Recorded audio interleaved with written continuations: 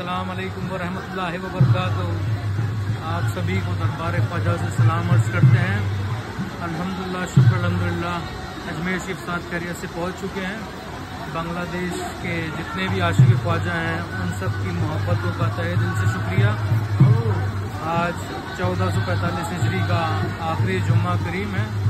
इस मौके पे आप सभी का सलाम अर्ज़ करते हैं और इंशाअल्लाह दुआ खैर में शामिल करते हैं।